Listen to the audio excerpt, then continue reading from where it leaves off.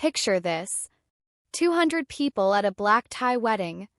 The open bar just shut down mid-reception because the groom's father-in-law's credit cards, all 3 of them, got declined in front of everyone. My mom is scanning the room in a panic. My dad is frozen. And the whole ballroom goes dead silent. Then I stood up from table 16, the table where they'd stuck me next to the kitchen door, walked across that floor in my heels and set down a single matte black card on the bar top. 3 seconds later, the bartenders picked up their bottles again. Nobody in my family knew I had that card. Nobody in my family knew who I really was. And what happened next? Not one person in that room saw it coming. Before I go any further, if you've ever been the invisible one in your family, the one who had to work twice as hard while someone else got everything handed to them, I need you to drop your city and your local time in the comments right now. Seriously. I want to see where in the world you're watching from. And if this feels like it was written about your life, hit that subscribe button right now. 'Cause what happens next at that reception? I promise you, the whole room was about to find out who I really am. My name is Nora Evanston, I'm 32 years old and I live in Portland, Oregon. I'm the co-founder and CEO of a hospitality tech company called TableSync. We build operations and scheduling software used by over 3,000 restaurants across the country. I started it at 25 out of a 1-bedroom apartment with a laptop and a credit card I paid off every month. By the time this story happened, we had just closed a major investment round. I was managing a team of 40 people, and our platform was processing millions of dollars in restaurant operations every single day. None of that matters to my family, but it will by the end of this story. Last November, I flew back home to Raleigh, North Carolina for my younger brother Owen's wedding, the first time I'd stepped foot in that city in almost 5 years. 3 days before the ceremony, my parents pulled Owen into the living room and handed him a check for $40,000. I was standing just around the corner in the hallway, pretending to look at an old family photo on the wall. That same week, I had told them about my own engagement. My mom looked over at me and said, "Nora, Owen is marrying into the Calloway family. Their daughter is a surgeon. The wedding needs to reflect that." And then she turned back around. I got nothing. Not a single dollar. Not even a real conversation.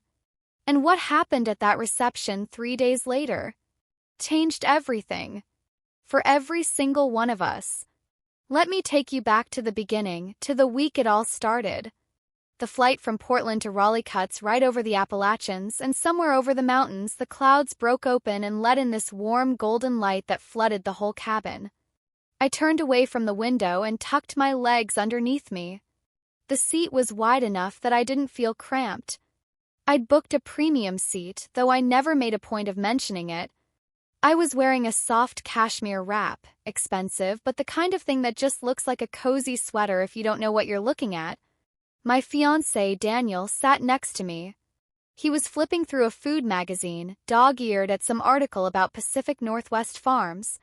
He reached over without even looking up and held my hand. He knew what this trip meant. He knew because I'd almost canceled 4 times. 5 years. That's how long I'd stayed away from Raleigh. Not because of the distance. Portland to Raleigh is a quick flight, and I've taken longer trips for work without blinking. I stayed away because of a phone call. I had called my mother to tell her Daniel and I had gotten serious, that we were planning a future together.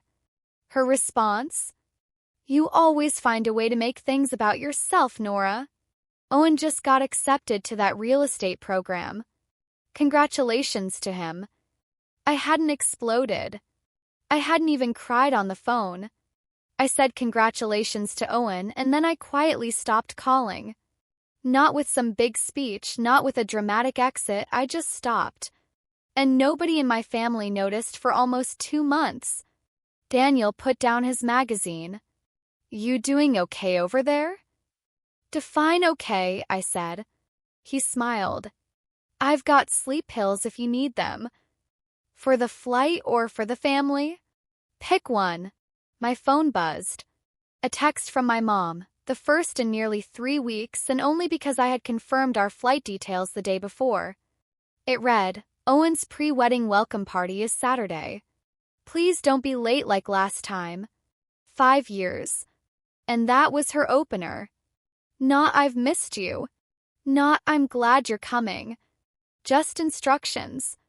I locked my screen and looked out at the mountains below. Raleigh was getting closer, whether I was ready or not. The house hadn't changed at all. Red brick colonial, white trim, an attached garage with my dad's black pickup truck sitting in the driveway like it had always been there.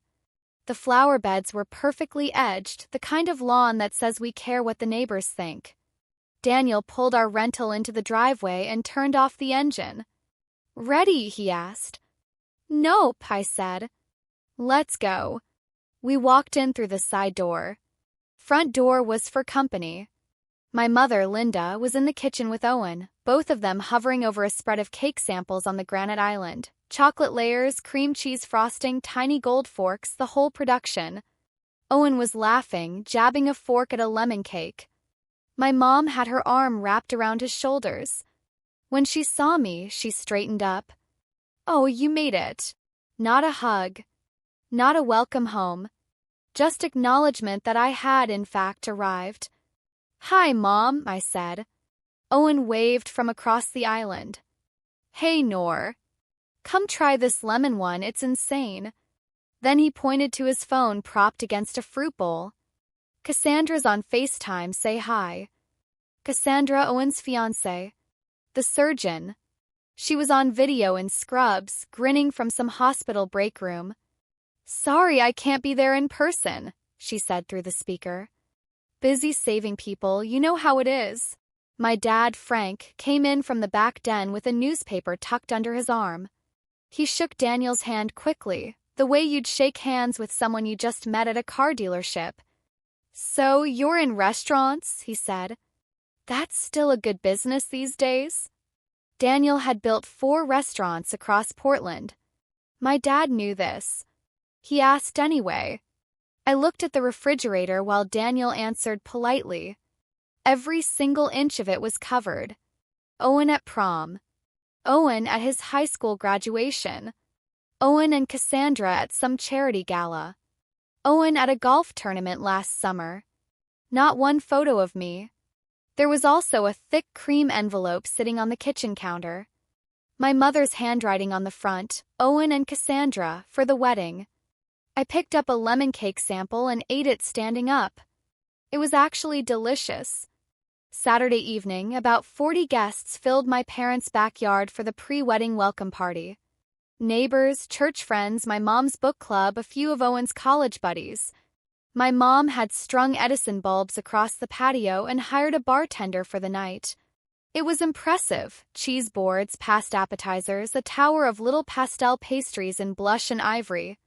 My mom stood in the center of it all and gave a toast with a champagne flute raised high. "Our son," she said, voice cracking right on schedule, "is marrying a wonderful woman. A surgeon." She let that word just sit there and do its work. Crowd clapped right on cue. We always knew Owen would make us proud. Daniel and I stood near the rose bushes at the edge of the patio. Nobody came to talk to us. One of my mom's friends walked past and asked Daniel if he was with the catering company. Cassandra showed up an hour into the party, fresh from a shift. She walked in still wearing her hospital badge and carrying a bottle of champagne that she held by the neck like it was a trophy. "From the department chief," she announced, shaking hands with a grip that lasted a beat too long for someone who claimed to be exhausted. My Aunt Carol found me by the dessert table around 9 o'clock. She was my dad's older sister, lived alone in Charlotte, retired schoolteacher, the kind of woman who had never learned the art of keeping her mouth shut, and God bless her for it. "They haven't said a single word about your engagement, have they?" she asked. I shook my head. "Your mother's been planning this party for 2 solid months," Carol said. "I heard about your engagement from your cousin Brenda's Instagram." Across the patio, my mom was introducing Cassandra to the neighbors. "Owen's fiancée," she was saying. "She's a surgeon." Then she glanced toward me almost as an afterthought. "And Nora's here too. She does something with restaurants out in Oregon." Something with restaurants. I had co-founded TableSync at 25. We built software used by over 3,000 restaurants across the country. But sure. Something with restaurants. Party wound down around 10:30. Guests filed out. The bartender folded up his station. And then my mom called Owen into the living room with the kind of seriousness that meant something was about to happen. My dad was already seated in his armchair, hands folded, wearing the expression of a man who had rehearsed his generosity. I was heading toward the coat closet when I heard Owen shout. Not a bad shout, a thrilled one. He was holding the envelope. I stepped into the doorway. "Oh my God," Owen said. "Are you serious? $40,000? My mom beamed. "You deserve the best, sweetheart. A surgeon deserves a proper wedding," my dad added. I stepped all the way into the room. They hadn't noticed me yet. Or maybe they had, and that was the answer. "I'm getting married too," I said. My voice was completely level. "Are you contributing to mine?" The room shifted. My dad suddenly became very interested in the end table beside him. Owen clutched the envelope to his chest. My mom tilted her head at me, that look she'd been giving me since I was 12 years old, the one that said you're being difficult. "Nora, honey," she said slowly. "Owen is marrying a surgeon. This wedding needs to match that. You and Daniel can do something smaller. Something that feels like you. Something that feels like you." Daniel appeared behind me. His hand landed on my shoulder, warm, steady, saying everything he wouldn't say out loud in someone else's house. "It's not about favorites," my mom added. "It's about what makes sense." "Okay, Mom," I said. 2 words. I turned and walked down the hallway. My hands were clenched inside my jacket pockets. My face didn't move. That was the last night I stood in that hallway waiting for my parents to look at me and actually see me. "Real quick, I need you to stay with me here because this story gets so much bigger. But first, if your family has ever made you feel like your achievements just didn't count the same way, like you could win a trophy and nobody would notice, type same in the comments. You don't have to say anything else. Just that one word. I'll see it. And if you're not subscribed yet, do it right now. 'Cause the best part of this story is still coming. We didn't stay at my parents' house. Daniel had booked us a room at a boutique in about 15 minutes outside of town, an old farmhouse converted into a hotel with wide plank floors and linen curtains that smelled like cedar and clean air. When I checked in, the front desk attendant scanned my membership card and her posture changed immediately. "Ms. Evanston, welcome back. We've upgraded your room." Daniel carried our bags in. I sat on the edge of the bed and stared at the ceiling. "You okay?" he asked. "I stopped needing their money a long time ago," I said. "It's not about the money." "I know." He sat beside me. Didn't try to fix anything. Just sat there, which was exactly right. I opened my laptop out of habit. A financial notification blinked at the top of the screen, my monthly account summary. I swiped it away without looking at the number. That number would have made my parents rethink the word appropriate, but they were never going to see it, and I was fine with that. I thought about calling my mom. I thought about trying to explain myself. And then I remembered being 25, calling home from Portland the week I landed my first real investor, a $500,000 seed round. Company had just officially launched. My mom's response, "That's great, Nora. Owen just got his real estate license. We're so proud of him." I closed the laptop and reached for my wallet on the nightstand. Between my ID and a transit card, I caught the edge of it. Matte black, heavier than it looked, my name etched clean across the front. No visible number. Just a name. I slid the wallet into the drawer and turned off the lamp. My mother measured a person's worth by who they married. I measured mine by what I built. The rehearsal dinner was at a place called the Hamilton Room, a converted warehouse downtown with exposed brick and a wine list that came in a leather binder. Cassandra's family had reserved the private section. Her dad, Gerald Calloway, walked in like he had personally built the building. Sport coat, watch that caught the light, strong handshake for everyone. He flagged down the wine guy before anyone sat down. Let's do 2 bottles of the reserve to start. He ordered them like he was ordering tap water, easy, casual, like money was oxygen. Dinner moved in courses. Gerald held court, stories about Cassandra's surgical residency, name-dropping department heads, describing her accomplishments with a precision that made my mom lean forward and my dad nod slowly. But there was something about Gerald that night I couldn't put my finger on. Between the second and third courses, I noticed him scrolling through his phone under the table. Whatever he saw made his jaw tighten for just half a second before he set the phone face down and ordered another bottle of wine. He turned to me during the main course. So, Nora, what is it you do? Tech support or something? Table waited. I'm in tech, I said. I co-founded a software company. Ha! He looked back at Owen. So, the big day is almost here, son. My mom stepped in to fill the silence. Gerald, you must be so proud of Cassandra. She works so hard. Gerald leaned back in his chair. She's going to change medicine. I've always known it. At the end of the meal, Gerald handed his card to the waiter. The waiter returned 2 minutes later and leaned in to whisper something. Gerald pulled out a second card without missing a beat. Use this one, first one's tied to a business account. Different expense rules. Daniel and I exchanged a look. Outside in the parking lot, walking toward our car, I heard Gerald murmur to his wife Sandra, "Can you grab the tip?" My card's doing that thing again. Sandra dug through her purse without a word and handed over her debit card. I filed that information away and said nothing. The next morning I woke up to my phone lit up with notifications. Not for me, for Owen. His Instagram story, a mirror selfie at a tailor shop, surrounded by groomsmen in matching vests, everyone holding up champagne flutes.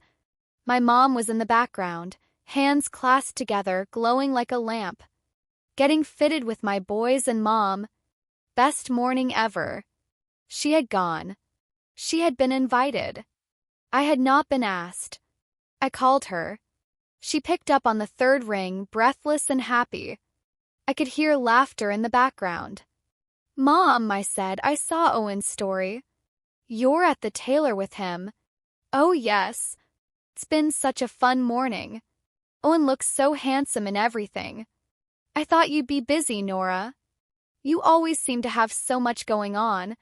You always seem to have so much going on." That sentence had followed me my entire life. It was my mother's way of saying, "You were never in the original plan and we both know it."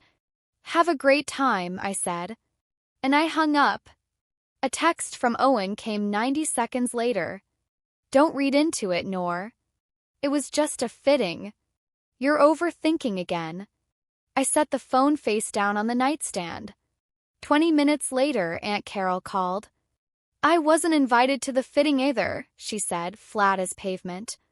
"I've known that boy since he was born. Your mother said it was immediate family only. I'm your father's sister, Nora." "I see it now," I said. "I've always seen it. I just wasn't here to watch it happen every day." "Come have lunch with me," Carol said. "There's a little Thai spot on Glenwood Avenue I've been wanting to try. Let's get out of the house." I smiled for the first time all morning. "I'll be there in an hour. Let me ask you something real quick before we go further. Has anyone in your family ever acted like you just weren't part of the plan? Like decisions got made and your name never even came up? Tell me about it in the comments. Drop your city name and what time it is where you're watching right now. I genuinely read every single comment. And if you know someone who needs to hear this story today, a friend, a sibling, anyone, share this video with them right now. Okay, let's keep going. 'Cause it is about to get so much worse before it gets better. Trust me. 2 days before the wedding, Cassandra emailed the seating chart to both families. A color-coded PDF with little circles for each table, names in a clean, simple font. Very efficient. Very surgical, you might say. Daniel and I were at table 16. I counted the tables. 16 was the last one. It was positioned near the service corridor that led to the kitchen, a spot where you could hear the dishwashers running if the music dipped. Our table mates were Cassandra's old college roommate and her boyfriend, two of Gerald Calloway's business associates, and someone simply labeled Dr. Whitmore and guest. Table 1, the family table, had my parents, the Callaways, Owen's best man, and Cassandra's maid of honor. My name was not on it. I called Owen. I kept my voice even. "I'm your sister, Owen. Why am I at table 16? "We had to seat the attendings from Cassandra's hospital," he said. "They're important for her career path. You understand how networking works. You know who else understands how networking works?" I said. "Me." He paused. "It's not personal, Nor." I tried once more and called my mom. Her response, "Stop making this about you. It's Owen's day." Then I checked where Carol was seated. Table 14. I understood. Everyone who didn't fit the carefully curated image got pushed toward the edges. That evening, I found Owen in my parents' kitchen eating leftover pot roast when he thought nobody was around. His tie was loosened. He looked tired in a way I hadn't noticed before. "Am I giving a toast at the reception?" I asked. He looked at me. "About that." "Am I in the wedding party, Owen?" He set down his fork. "Nora, I didn't think you want to do all the planning and the fittings. You're so busy with work. It just seemed easier." "Easier for who?" My mom appeared in the doorway, drying a serving dish with a dish towel. "The arrangements are finalized, Nora. It would be awkward to change things now." I looked at my mother. I looked at my brother. I looked at the pot roast. "Got it," I said. I walked out through the back door and sat in the rental car with the engine off for about 10 minutes. Daniel found me there and slid into the passenger seat. "They didn't even think about it, did they?" he asked quietly. "I don't think my name ever came up." He put his hand on mine. "What do you want to do?" I pulled out my phone and typed a careful email, the same way I write proposals at work. Clear, specific, no emotion wasted. I read it twice and hit send. "Who was that to?" Daniel asked. "Someone who can help me with a small practical thing," I said. Nothing dramatic. I wasn't angry anymore. I was past anger.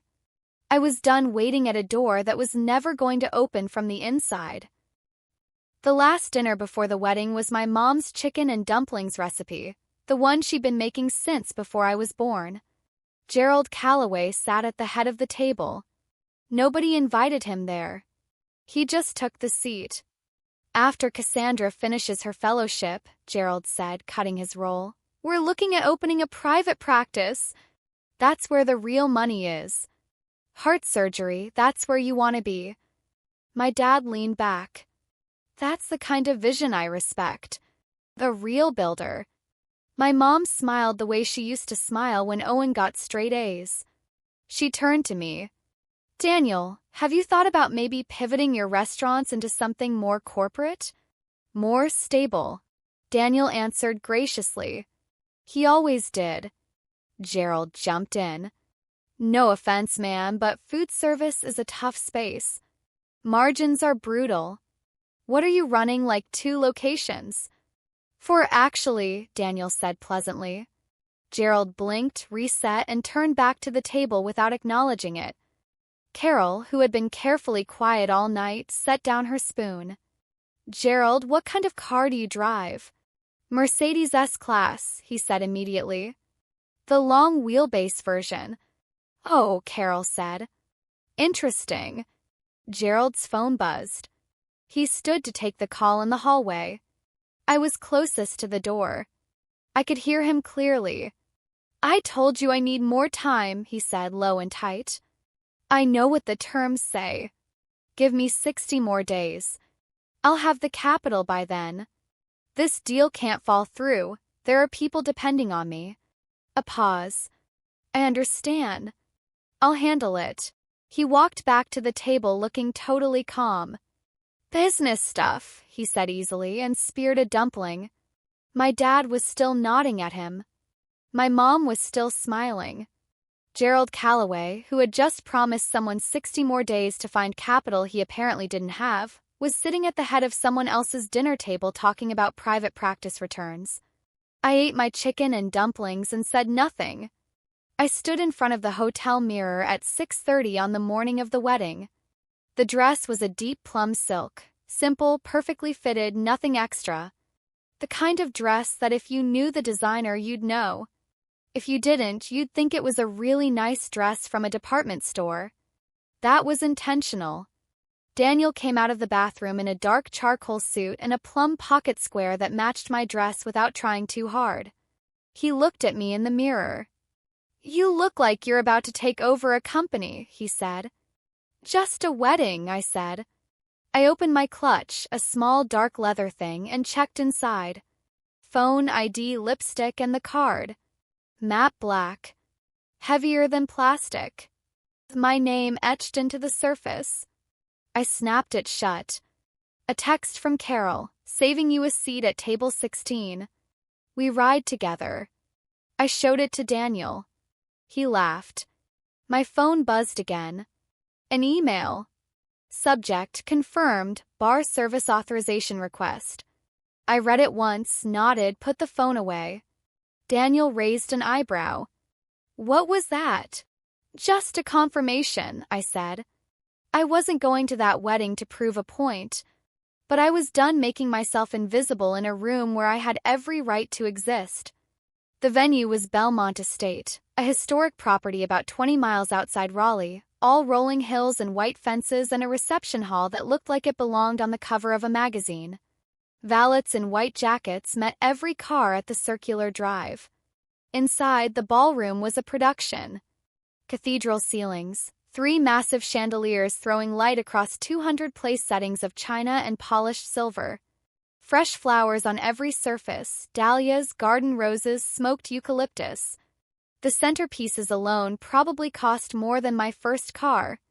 A tall ice sculpture of intertwined doves stood at the entrance to the open bar, which ran the full length of the back wall. 4 bartenders stood at attention. Daniel looked around slowly. "This is well over $100,000, he said. "Conservative estimate," I said. We found table 16 exactly where the chart promised, right near the swinging door to the kitchen prep area, close enough that we'd be breathing in the scent of whatever they were plating all night. My mom circulated through the room in a champagne-colored gown, touching arms and accepting compliments. "We wanted everything to be perfect for our boy," she told every cluster of guests she passed. My dad trailed behind her with a champagne flute, doing the same. The ceremony was outdoors on the stone terrace. White chairs, wisteria arch, string quartet. The light was doing that golden late-afternoon thing that makes every outdoor wedding look cinematic. Owen stood at the altar in a tailored tuxedo, his best man flanking him. Cassandra came down the aisle in a gown that earned a collective intake of breath from the crowd. She was stunning. I sat in the 7th row. Daniel held my hand. We watched the whole thing without looking away. The vows were personal. Owen's voice cracked twice. Cassandra delivered hers without any notes, steady and clear. "I choose you every day," she said. "Even the hard ones." My mom pressed a tissue to her eyes. My dad beamed in the front row. After the ceremony, I joined the receiving line. When I reached Owen, he hugged me and said, "You're here." "I'm really glad." And he meant it, I could tell. Gerald Calloway shook my hand firmly. "Good to see the whole family together," he said.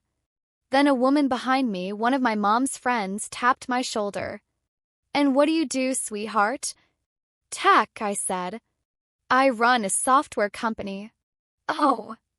She lit up. "Like what, apps and stuff?" "Something like that," I said.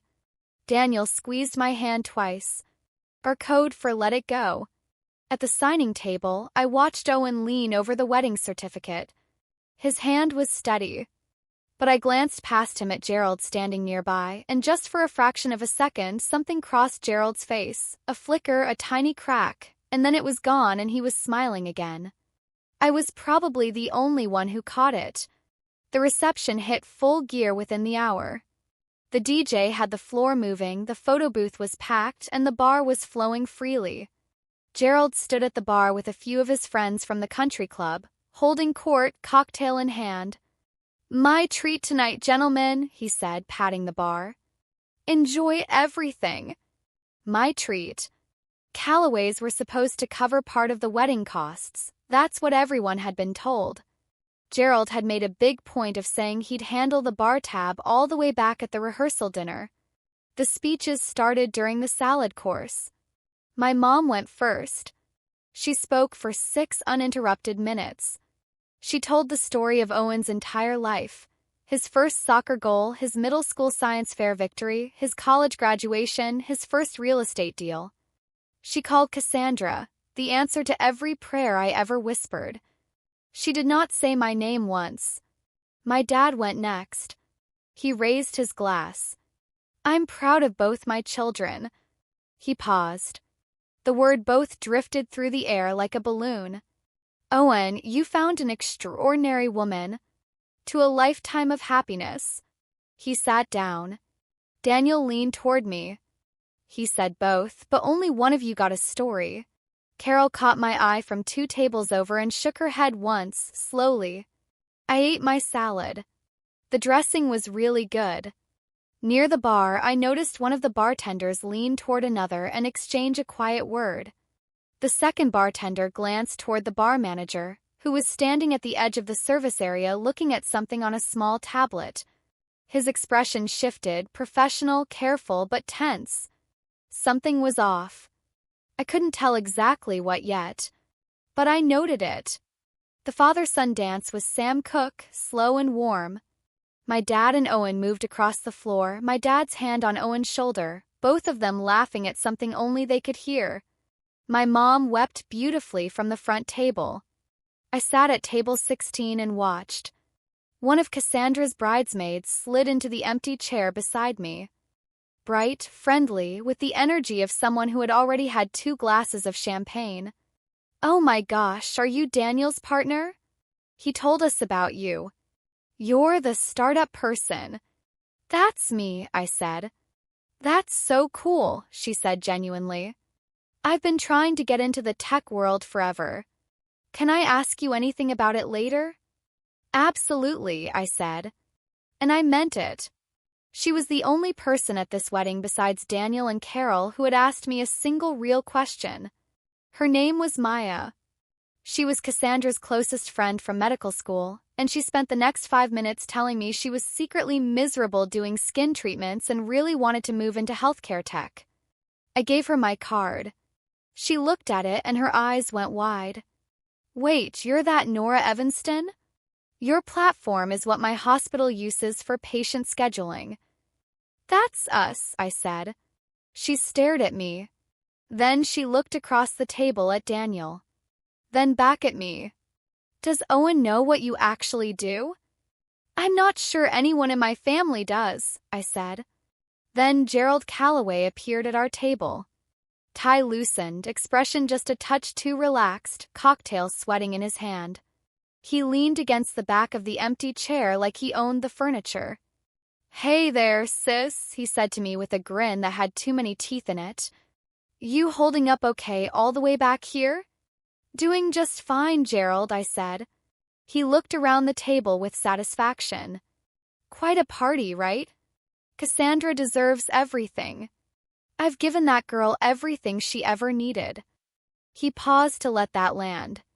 "Listen, if you and Daniel ever need business advice, I know some investors. Good people. It could probably help you get your little restaurant thing off the ground." Daniel looked at me. I looked at my water glass. "That's very generous," I said. Gerald wandered back toward the dance floor. Daniel picked up his fork. "He just offered to help you find investors." For the little restaurant thing, I confirmed. The platform that serves 3,000 restaurants. Approximately 3,200 as of last quarter, I said. But who's counting? We ate our entrees. The filet was cooked perfectly. Then the bar manager crossed the room. He moved with purpose, not panic, but the kind of brisk efficiency that means a problem has arrived and needs to be handled quietly.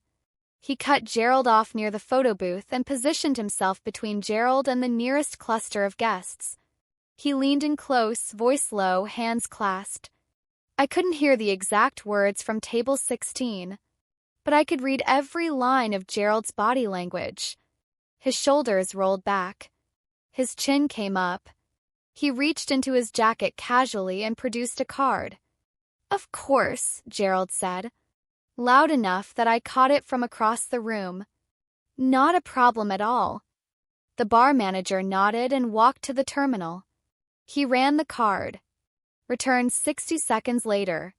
Leaned in again. Gerald's face reset, calm, easy, and he reached into his wallet for a second card. Must be a travel hold, Gerald said with a laugh that came out just slightly too sharp. Happens when you use it internationally. Try this one. The bar manager took it. Gerald turned back to his table, laughing at something, clapping someone's back.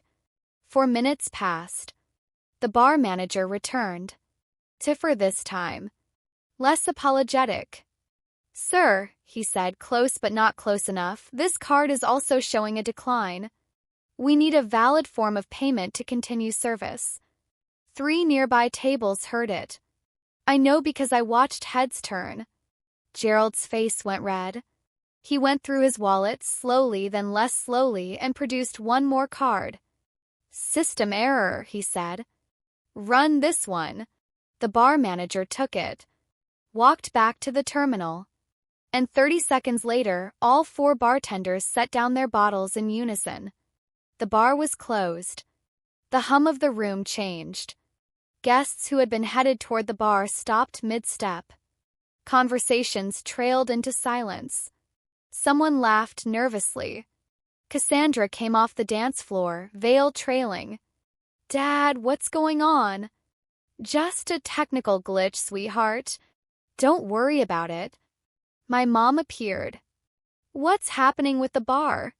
The bar manager stepped forward. Ma'am, the cards provided have each been declined. The current balance for the bar service is $14,500. $14,500.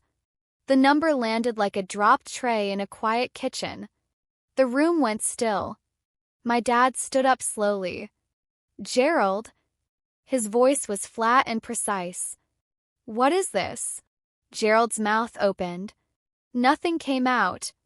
Owen put his arm around Cassandra, but his face was confused and tight. Dad, what does Gerald mean? What's going on?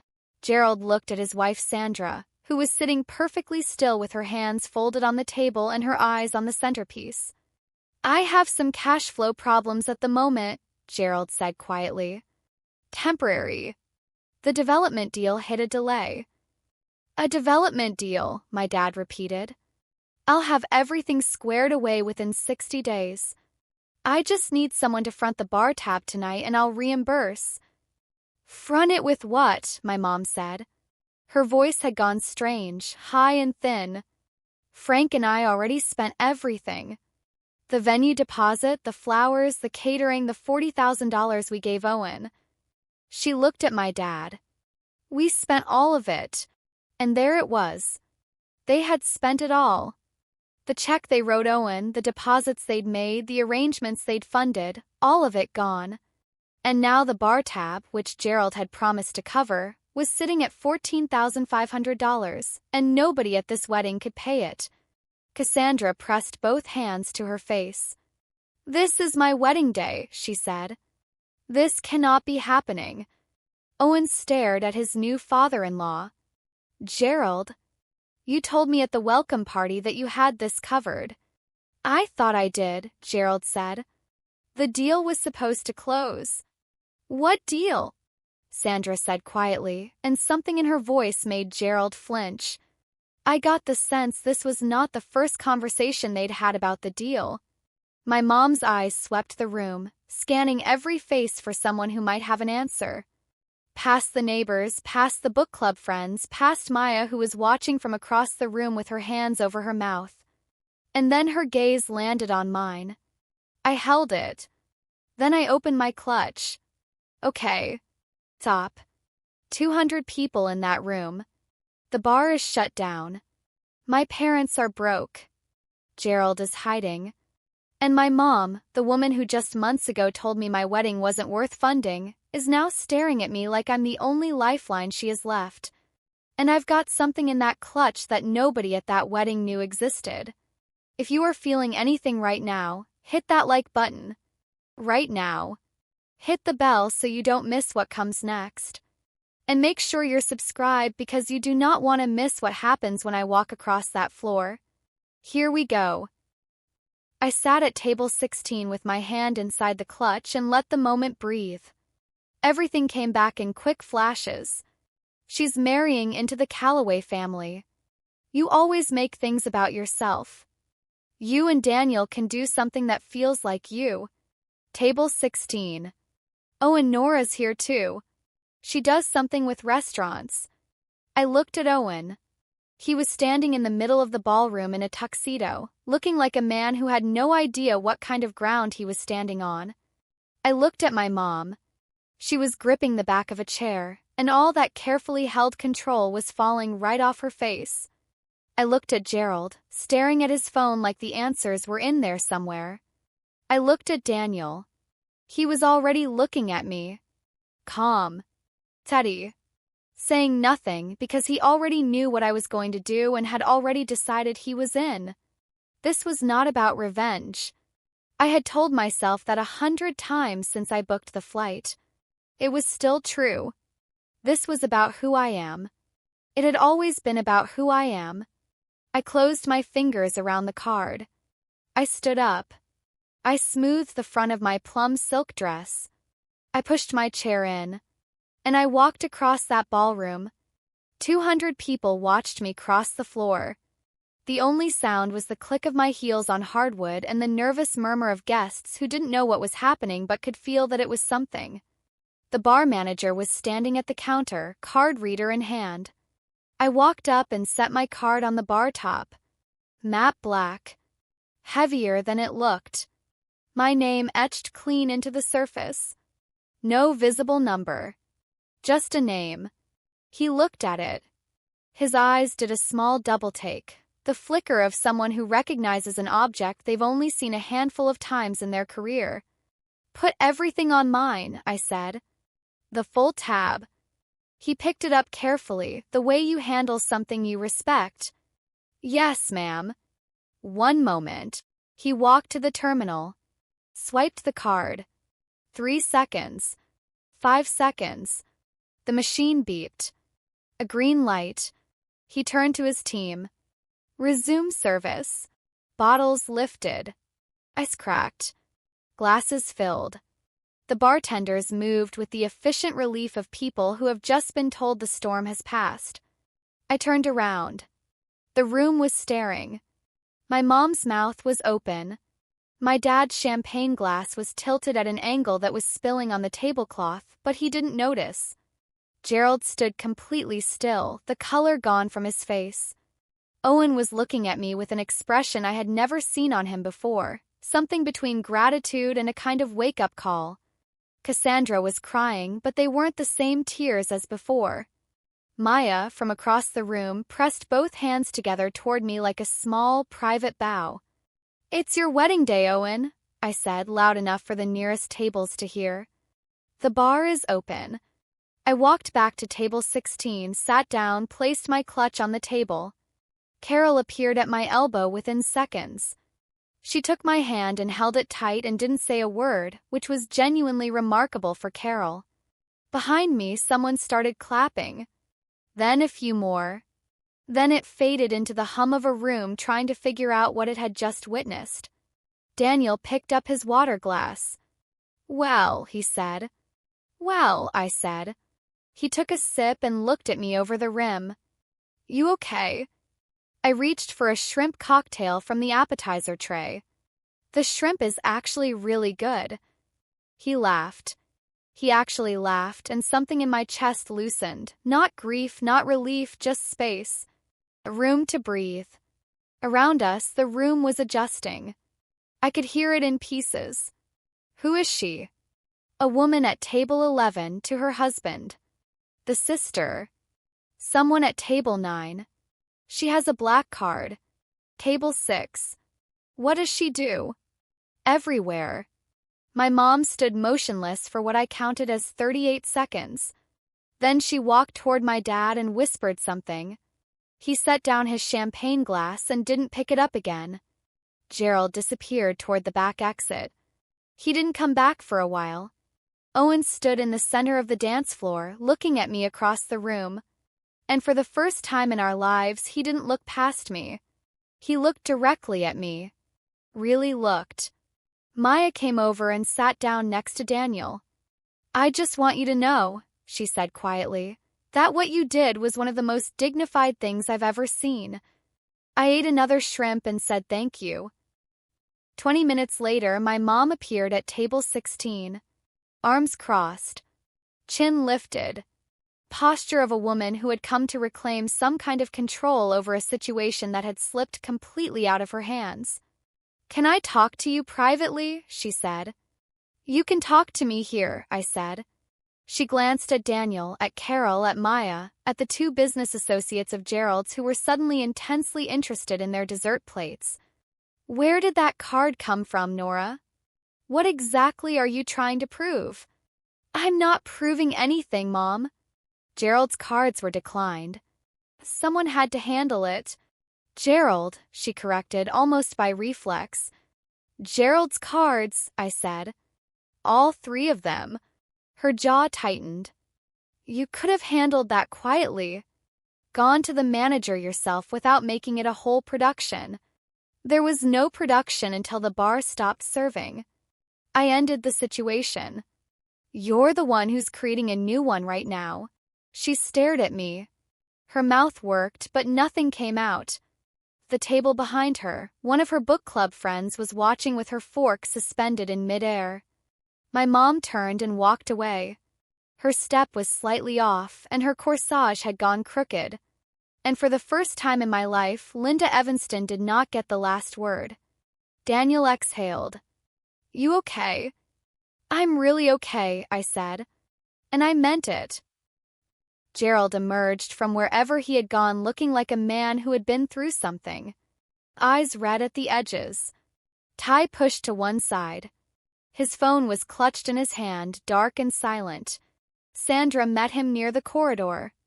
I watched them have a conversation, quiet, controlled, the particular tension of 2 people who have been through something like this before and have learned to manage the damage in public. Sandra's face was not surprised. It was resigned. Cassandra stopped her father. Her voice was low, but I was close enough. Dad, be honest. How bad is it? Gerald swallowed. The development project had some complications. I stretched too thin. How much? Silence. Dad, how much? He looked at the floor. He told her. I didn't hear the exact number, but I watched Cassandra's face go completely still, the stillness of a person who has just had a structure they built their assumptions on suddenly collapse. Owen appeared at her side. She turned to him and said something quiet, and his face did the same thing. My dad walked over to them, not as the father of the groom, but as a man who had spent 30 years assessing risk and could see exactly what kind of risk was standing in front of him. Gerald, my dad said, how much of what you told us at the rehearsal dinner was accurate? Gerald said nothing. You told us you had a strong portfolio. You implied Cassandra had no financial concerns. She doesn't, Gerald said quickly. Her income is solid. She's a surgeon. And your income? Another silence. Truth, once it starts moving, is very hard to stop. I hadn't moved from table 16. I hadn't said a single word since the bar reopened. I didn't need to. The situation was speaking entirely for itself. Carol leaned toward me. That man has been holding a performance together with nothing but confidence and cologne. And now the cologne's wearing off, I said. My dad found me about an hour before the reception ended. He chose a table near the edge of the room, not table 1, which still felt like Gerald's territory, not table 16, which was mine. He chose a neutral table and sat down alone. I walked over and sat across from him. He looked up. His eyes were wet, and he wasn't making any effort to hide it. "The card," he said. "How do you have a card like that, Nora?" "I've been running a company for 7 years, Dad. We have over 3,200 clients nationwide. I manage a team of 40 people. We just closed a Series B round." He blinked. "What does that mean?" "It means we raised a significant amount of investment capital. The company is worth a lot more than it costs to keep a bar open." He rubbed his face. His wedding ring caught the chandelier light. "We didn't know any of that." "You didn't ask," I said. Not meanly. Just honestly. He was quiet for a long time. "We gave Owen everything," he said. "And you." "I didn't need your money, Dad." "I never needed your money." I paused. "I needed you to see me. And you couldn't do even that." His breath caught. And Frank Evanston, a man I had watched keep it together for 32 years, put his head in his hands at that table and just broke. I put my hand on his shoulder. "It's not too late," I said. "But I'm not going to keep showing up to be invisible. I can't do that anymore." He covered my hand with his. He didn't speak. He didn't have to. Across the room, my mom was standing near the entrance with her arms wrapped around herself, watching. She didn't come over. She didn't interrupt. For the first time in my memory, she was the one standing outside the conversation.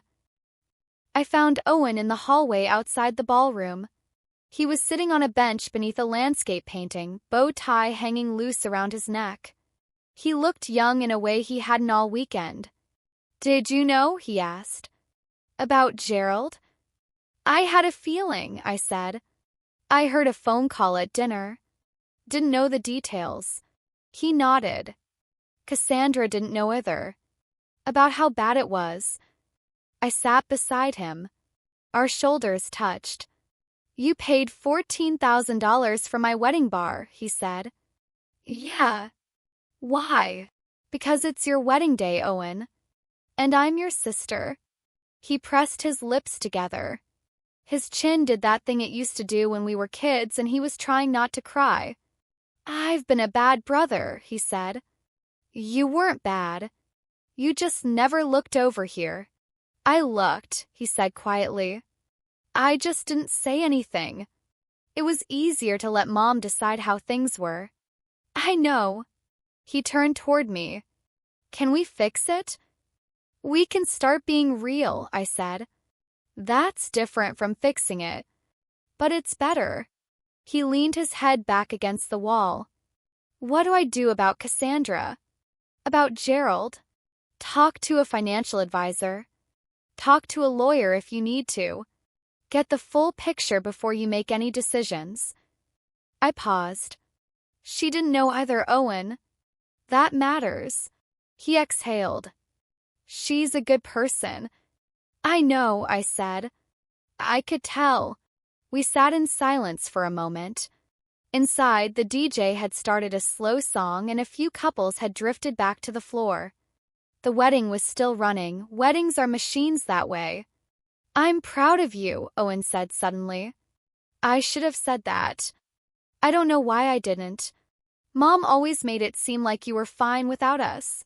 "I am fine without you," I said. "That's not the same as not wanting you." He nodded slowly. "I'd like to be wanted back in if that's still on the table." "It's on the table," I said. He reached over and hugged me, a real one, the kind he hadn't given me since we were teenagers. I let him. The ballroom was nearly empty by the time my mom came to find me. Caterers were stacking chairs. The ice sculpture had melted completely into a shapeless puddle that a staff member was quietly mopping up. The fairy lights were still on, but they looked tired. My mom stood across from table 16 and folded her hands. "Nora," she started. "I owe you an apology." I waited. "I should have included you. I should have treated you," she paused, searching for the right word. "Equally. I should have treated you equally. You gave Owen $40,000 and told me my wedding would be inappropriate," I said. "That wasn't an oversight, Mom. That was a decision." She looked at the empty room. Her corsage was wilted. There was a wine stain near the hem of her dress that she hadn't noticed. She looked older than 58. "I thought Gerald was stable," she said.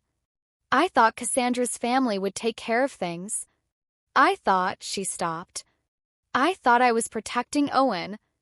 And me. You always seemed like you didn't need protection. You always seemed like you had it handled." "I did have it handled," I said. "I just didn't want to have to handle it completely alone." Her eyes filled. "I know that now. Knowing isn't enough, Mom. I need to see it change." She reached for my hand. I let her take it. Her fingers were cold. I didn't squeeze back, not yet. That was hers to earn and mine to give in my own time. "I'm sorry, Nora." Her voice broke on the last syllable. "I hear you," I said. And I meant it. But hearing and healing are not the same road, and I wasn't going to pretend otherwise. Daniel appeared at the edge of the room, coat over his arm, ready when I was. The rental car moved through North Carolina backroads in the dark. November.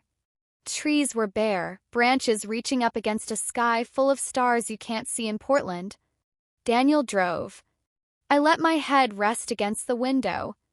$14,500 for a bar tab, he said. New personal record. "I've closed bigger deals before breakfast." "I know you have." He smiled at the road. "You didn't do it for them." "I did it for Owen," I said. "It was his wedding day. Nobody should have their wedding fall apart like that. And the card is just metal. What it means is something else." He was quiet. The road curved through a stand of cedar trees.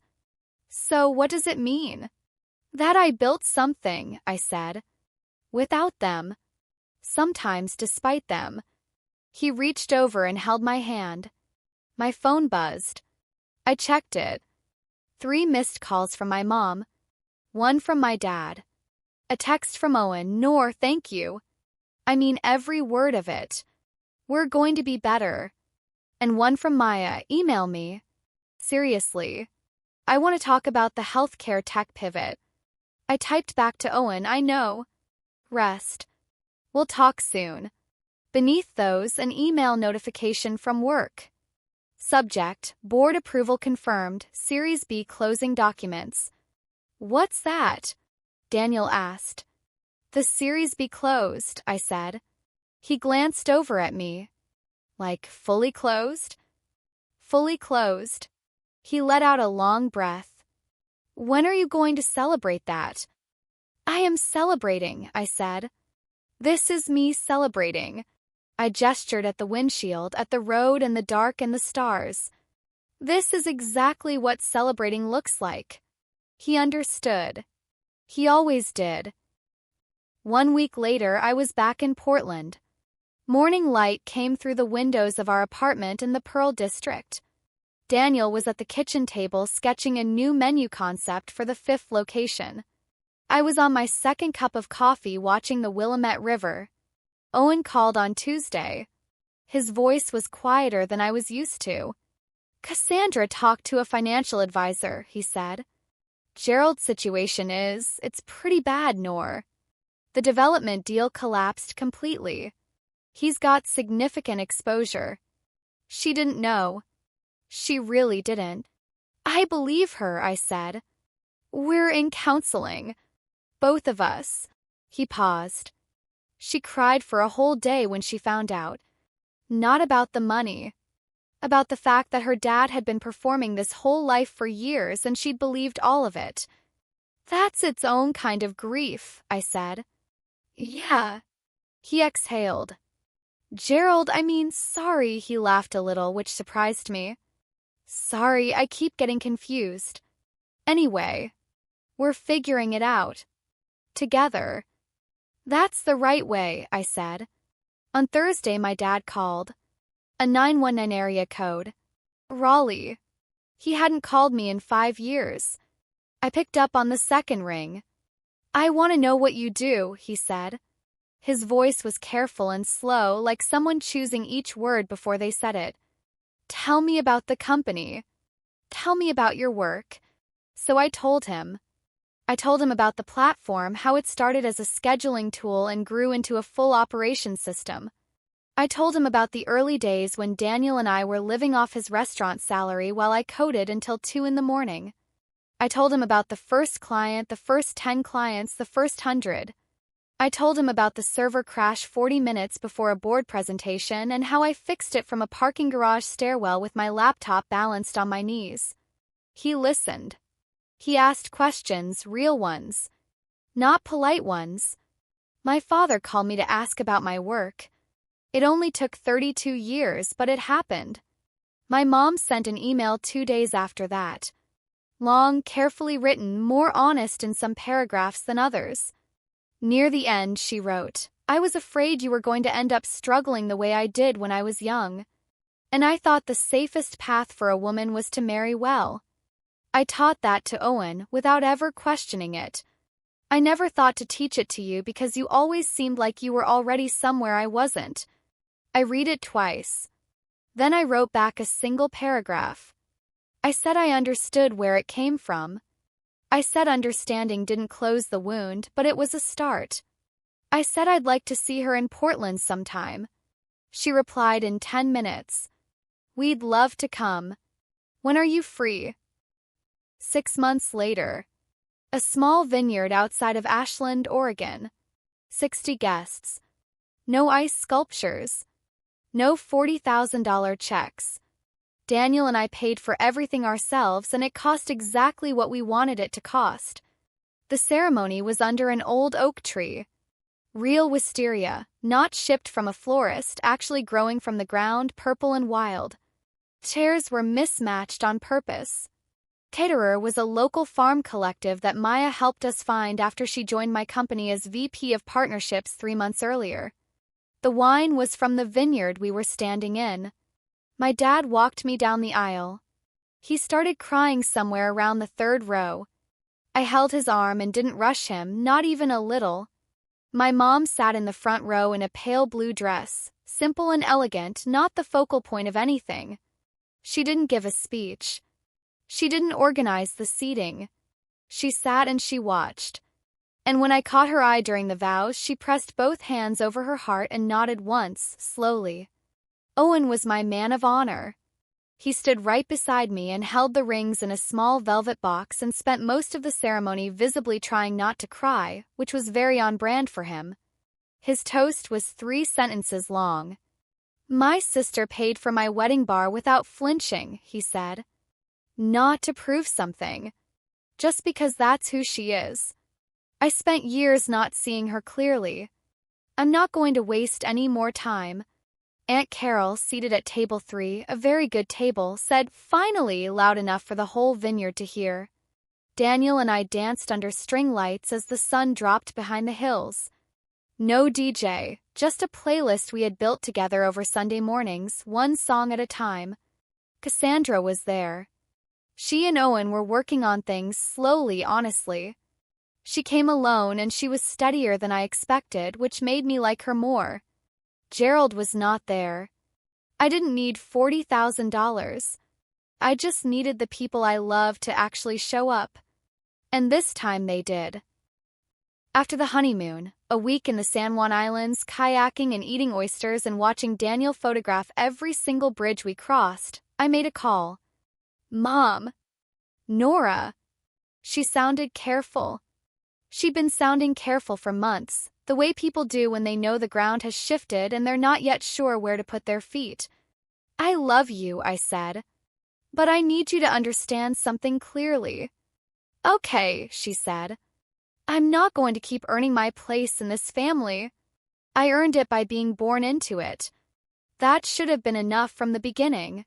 A long silence. I know, she said. I'm trying, Nora.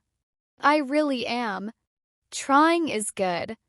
But I'll be watching what you do, not just what you say. That's fair, she said quietly. Your father and I, we want to come visit. We want to see Portland. We've never been to your home. 8 years. My parents had never visited me once in 8 years. I'd love that, I said. Let's make a plan. And we did. That evening, Daniel and I stood on our balcony as the sun set over the bay. The water was all copper and silver. A ferry was cutting toward the islands. Music drifted up from a restaurant down the street. Think they'll really change? Daniel asked. Some, I said. Maybe not completely. But I changed. I stopped waiting. And that's what actually matters. He put his arm around me.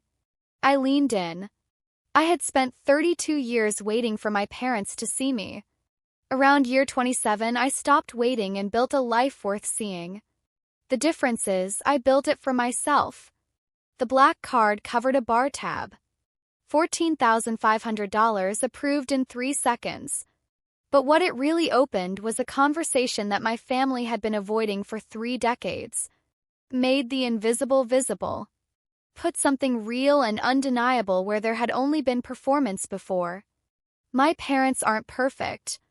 They may never be.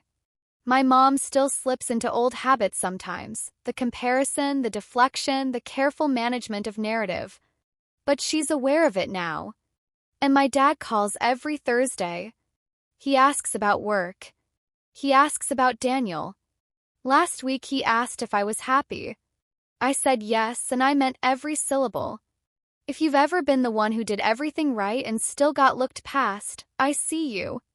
You are worth more than a check. You always were. And the life you built without the head start? That's not a consolation prize. That's the real thing. It's the whole thing. Okay. I need to hear from you now. Drop your city name and your local time in the comments below. Blows my mind every single time. People watching from all over the world at all different hours, and so many of you carrying the exact same story. You are not alone in this. And I want to know, would you have paid that bar tab? Or would you have let them figure it out on their own? There is no wrong answer here. Seriously. Tell me what you would have done. I want to have that conversation with you. If this story hit you somewhere real, if even one part of it sounded like your life, please share this video with someone today. Text it to your sibling, send it to a friend, post it somewhere. You never know who out there is sitting at their own table 16 right now, invisible, waiting for someone to finally see them. If you're new here, subscribe right now and hit that bell. I post stories like this and I don't want you to miss the next one. And if you've been here for a while, thank you. Genuinely. The fact that you keep coming back is why I keep telling these stories. I'll see you in the next one.